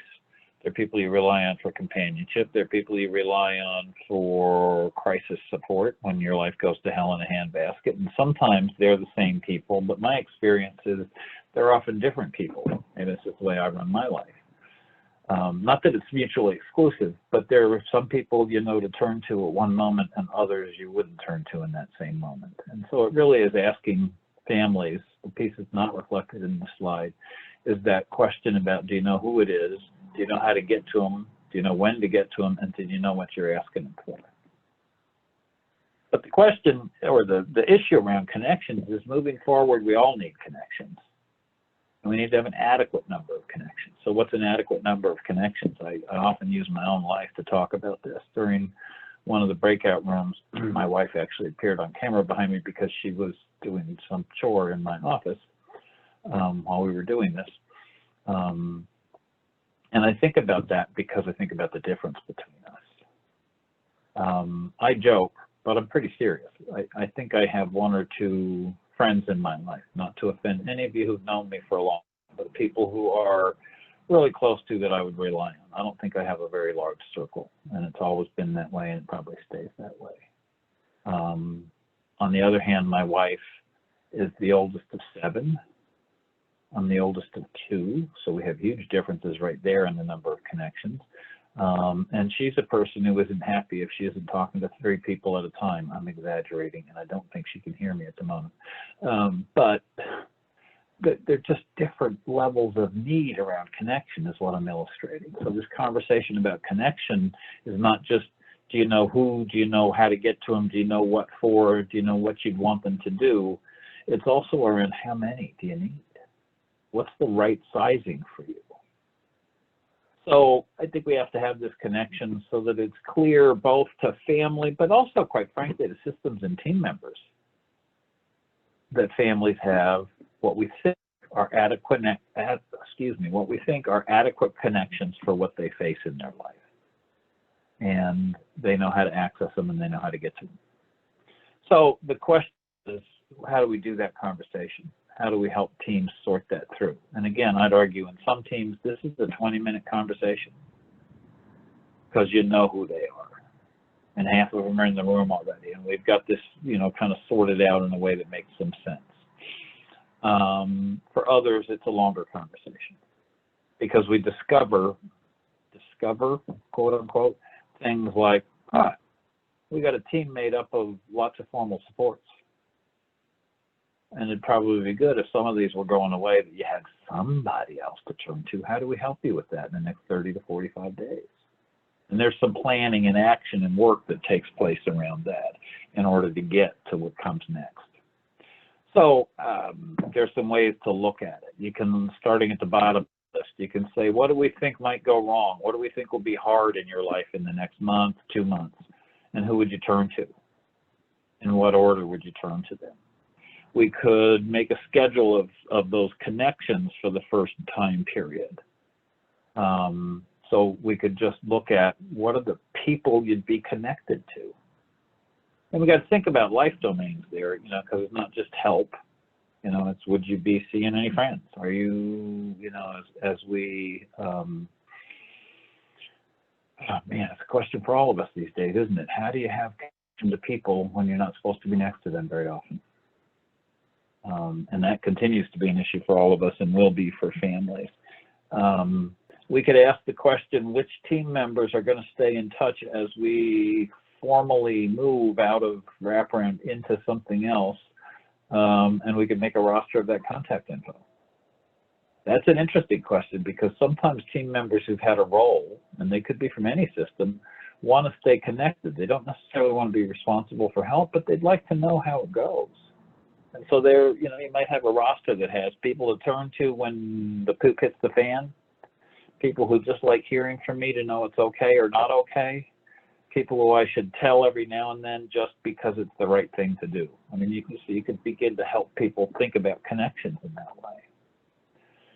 The top one, top meaning it's the top of the list, you can do a map or a series of maps around who's connected. You could draw 8 life domains and say, do you have people in this one? You could do 3 concentric circles and do daily, weekly, monthly. Who do you see? You could do concentric circles around family, friends, neighbors, community, and system connections. And then you could ask team members, think about, is that enough? And is, I don't know if there's what's the word I want? I don't know if there's a fixed answer for any of us, but it's a conversation about, is there enough? If the answer is not enough, we should probably work together to try to build some more connections in 30 to 45 days. So they'd be starting connections. We should push people on the team about maybe you don't see yourself as a critical support, but you're learning that you are for a family. Can you be involved? Sometimes for workers in systems, that means, can you be involved by hearing updates as opposed to providing service? Can you be involved by being a phone backup on an intermittent basis as opposed to a regular provider of help? Some of those questions. But there's some different ways and different tools to use to begin to map connections. The overriding question is, do you know where they are, and do you have enough of them to be able to move on without having formal team meetings that communicate connection and support? Because that is one of the functions of team. So the fourth of these areas, I'm sorry if you were really looking forward to an opportunity to be in a breakout room and talk about connections. I suspect we can brainstorm a number of ways to do that, so I'm going to forego that conversation. Clarity about what comes next. This is simply saying, look, in order to let go of where we've been, we need to know where we're headed. So clarity about what next to help people have a sense of future, what life will look like after the intensity of planning implemented through the planning process. This is kind of putting it all together. I really have always been attached, well, one, you can calendar it. You can do a typical day or a week in detail, and you can turn that week into a month. And there are some settings and situations in which that's particularly helpful. For example, situations where parents have separated or divorced and have shared custody and kids move back and forth. So moving from a day to a week to a month may be helpful around understanding where help and support and when help and support needs to happen. So there's some calendaring options. You can do some what if scenarios. What if this happened? How would you manage it? You can use those to build the next crisis response plan if need be. What if this happened and how should it happen?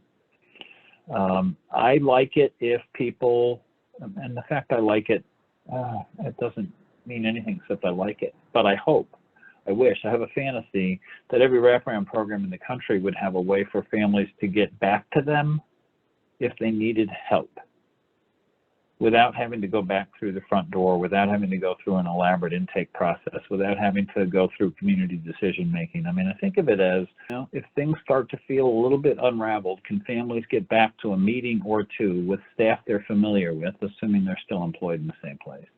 That's an interesting question. That's the pathway back to more intensive help that I'm talking about in that final bullet. I think that's a really valuable thing that we can establish.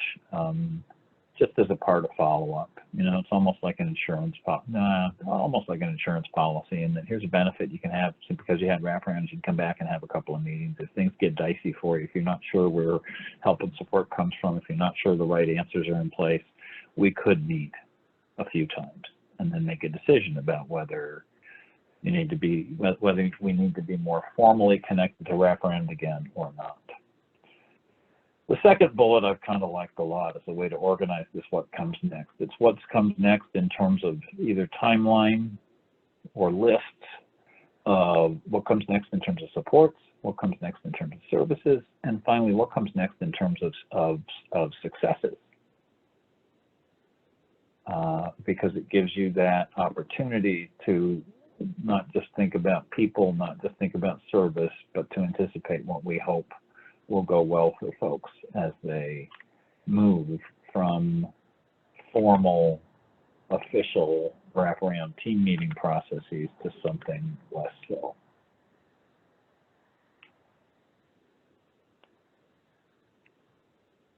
So again, I think you can imagine ways that you might want to, or I hope you can, might want to help calendar and clarify for families what things come next as the meeting process ends. The purpose is clarity about what comes next so they don't feel alone, so they don't feel like it's an ending but a new beginning, all of those kinds of things that are, I think, helpful elements in being able to talk this through with teams. So those are the four areas around the transition conversation. Does it mean there aren't others? No. Does it mean that it's straight line? No, because as I said, in each of these, you may well discover work, unmet needs that you haven't finished. And so part of what happens in that 30 to 45 or 60 days is we scramble to go, well, let's do this. Let's get this in place. Let's get this done. Let's do that. We have to resist the caution to make it, to be driven by, we have to finish everything and have everything in place for your life is perfect. But we do have to kind of ask the question, is this something that we need wraparound to do? Or is this something that any crew of people connected to a family without wraparound, including formal services if necessary, is this something they could get done without a team meeting? And if it needs a team meeting, address it. If it doesn't need a team meeting, if it's something that we can expect people, family goes, no, I can do this with that, you know, I can get my aunt to help me with that, or I can get my therapist to talk about that, whatever it is that needs to happen. Then you let that go to the next plan. But I hope you have a sense of these four conversations contribute to a sense of hope. They're building blocks that lead us to the decision about, are we ready to let this go? Ready to try to have a conversation without a formal team. Not to have a conversation, excuse me, to have families move on without a formal team in place. So the purpose of transition is to end with, I hate that, I just put the two words together. So one of the critical elements of a successful transition phase is the end with a sense of purpose and the end with a sense of celebration. The sense of purpose is about working as hard at the end as we did at the beginning. We're investing in hope for people. We're clarifying that what we want you to have is a sense of hope about being able to move on without us. Grounded in that is this notion that transition is a new beginning, not an ending.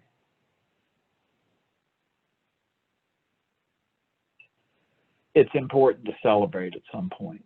Celebrations are about thanking families, about thanking the people who've been on teams. Celebrations are about highlighting and acknowledging the hard work and the accomplishments that folks have made. The right sizing and right peopling of the celebration, it's not necessarily hard, it's just something to think about, something to pay attention to. And when I say celebration, it could be a last team meeting in which we thank folks. I once participated in a team where the facilitator went to the dollar store, actually invested several hours searching for gag gifts for team members. And she showed up and gave the person who was representing the locked residential unit that the child had been on a little plastic padlock, along with a note that said, "Thanks for being on this team," and gave everybody some kind of weird little thing that reflected either their role or their personality in some way, just as a symbol around kind of making it an event. A lot of people around the country we tend to talk about graduation, we tend to talk about commencement, we tend to talk about being event-based. You know, the sizing of that depends on the family. I think for me and my family, that if you're going to do a celebration, you're going to have 5 people or you're going to have 100 people. And it depends on whether you listen to me or to my wife. And good luck trying to sort that out in terms of how it happens. It's helpful to do some documentation at that point. It may be as simple as printing the strength inventories that we finished with and laminating them and putting them in a notebook. Generating a list of all the needs we've addressed, whether it's 3 to 5 or 10 or maybe more over time, with a brief statement of what the impact of our work has been on that need statement. Packaging that up so that families receive from us a summation of the process. If this really is, and I think it is for many families, both the most intrusive and the most intimate service planning process they're ever going to be involved in, we need to acknowledge their ending in it. There's a county in Ohio where the juvenile judge has been known to hold graduations in his courtroom and to thank families for their participation. There are people who get the unit director or even the executive of child welfare to come and have a moment with the family who's been referred maybe countless times. And those are nice moments. They're nice moments not only for family in terms of acknowledging and seeing normal kind of big ticket system acknowledgement of their work, but it's also not bad for people like judges and executives to have a moment to step back into the life of an individual family and recognize the difference their organization makes. And so as much as I worry sometimes about, oh, can we ask this really busy person to do that? What I find more often is they're kind of excited. We're asking them to do something they don't get to do very often, sometimes in their role, which is to connect directly in a positive moment and thank people for what they've done and acknowledge what's happened. And that's, for many of us, a good part in our day or our week, as opposed to a negative part. So you end with some kind of celebration. That could be a meeting. That could be an event. Depends on the culture of your wraparound effort. It depends on the culture of the family. It depends on who you are. But I would encourage you not to just let this fade off into the distance. Like, oh, okay. All right. No, we're not going to. Yeah, we'll meet next week. No, I'm going to cancel it. No, we're not going to meet again. Just don't let it fade. Make it an event. It's been a lot of work, not just for the facilitator, but for everybody who's been involved. Comments, questions about right sizing that kind of celebration or the focus for it? Quite frankly, sometimes what you can do is bounded by financing. I don't know that all should be or want to or even can go buy a cake for a team if it's not reimbursed for us. So financing sometimes, so we end up with a cupcake instead of a cake, so to speak. Those are realities about it. But don't forget that teams can pitch in. $1 from 12 team members, and you can buy a small sheet cake maybe at Kroger's. I haven't bought one in a while. I don't know what it costs. But you can chip in and see how get that to come together for folks. In the end, transition is a 30 to 45 day, maybe 60-day process of looking at some areas that are designed to help folks be clear about, is there enough change and is there enough hope that families don't need wraparound? It's not about the end of formal services. If you've come to wraparound and you have a traumatic brain injury that has affected both your body and your psyche,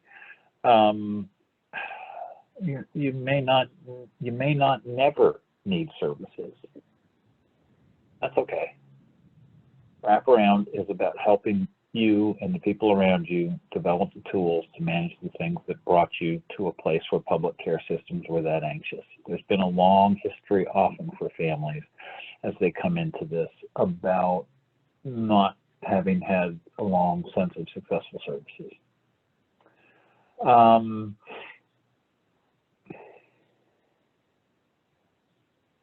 And that's a story about how people get out the door. In our 4 sessions, we've looked across how do you begin, what are the first contacts, what's first meetings look like.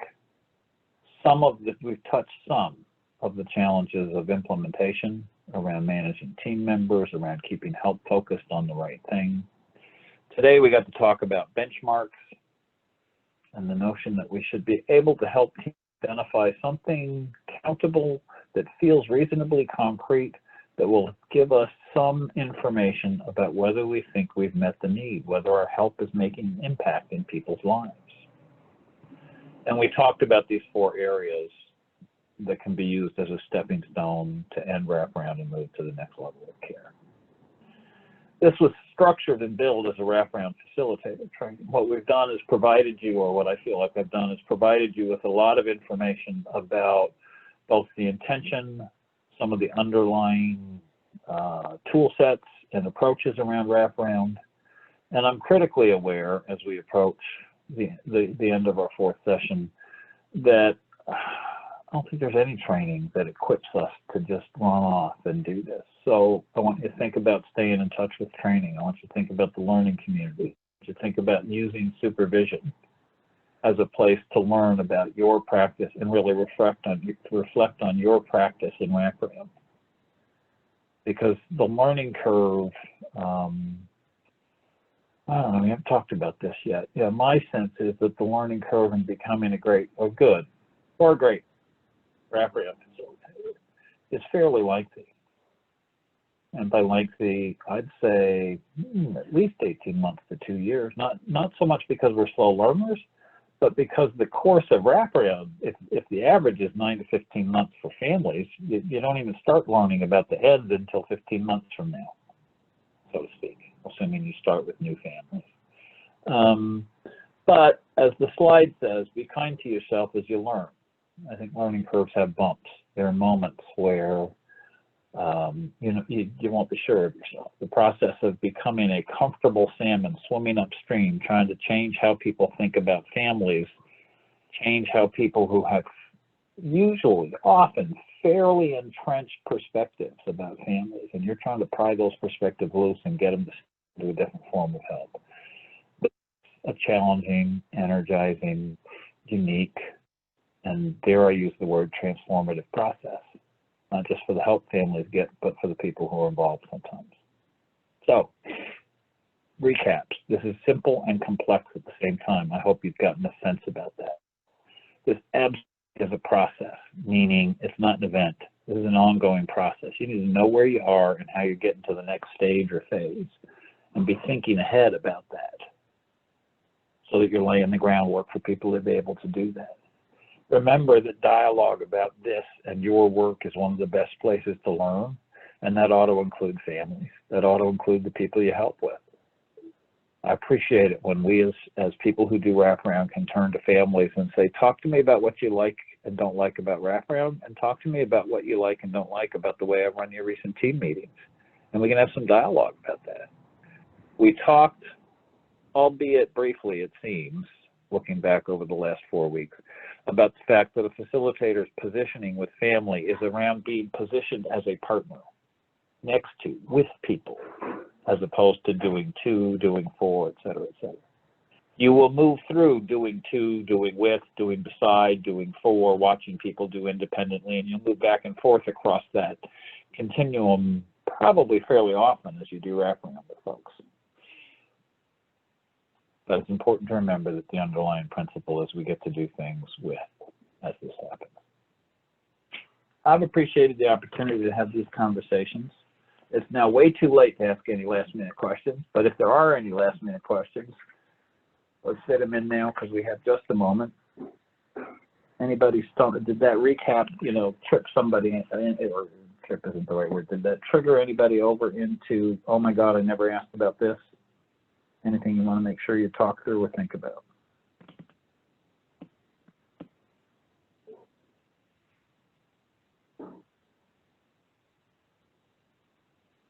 There was a learning community this afternoon at 1 o'clock. If you don't have the video link to that, I mentioned it to some of the small groups. I can attempt to get it to you. Somebody's asking, do we use follow-up surveys with families and teams? Yes, a number of places have built not just follow-up surveys, but what's the word I want? In-process surveys. Surveys that can focus around team. Are we happy with the team? Surveys that can focus around the process. Are we happy with the process? Surveys that can focus around change. Are we seeing adequate change? To feel like this process is worth doing. So team, plan, impact are areas that we can survey about. Some places have become very, become invested in the notion of fidelity and exercise some of that surveying around key principles in wraparound. When you participate in a wraparound team, is your voice heard? When you participate in a wraparound team, is the conversation adequately reflect strengths or needs reflected? So you can go to the 10 principles and develop questions to gather data about people's impressions. So yes, it's absolutely possible, and many places do surveying both during and after the wraparound process. Cool. I will ask Matt to keep this open for a moment. I'll hang for a moment. Otherwise, thank you so much. You all should have received a link to your next, the last practice group session, and they all basically take place Thursday or Friday. If for some reason you did not get it, and I suppose I should worry about that because my internet connection's been so weird, but hopefully you did. If you didn't, be in touch with me and I'll get you a copy of those links, but all those meetings will take place. And those will be the last formal pieces of this training series. I mentioned there's a learning community this afternoon in the north and west side of the northwest, southwest, and on the 19th of June at 1 o'clock in the afternoon is the northeast, southeast, the other side of the state. And you're welcome to be in touch to get links to those. I don't know. I suspect that there are many in this training who haven't gotten included on those distribution lists because we didn't officially know about you until we got to this training. So if you need something, let me know around this. Without further ado, y'all are free to go. I will see you Wednesday or Thursday or Friday.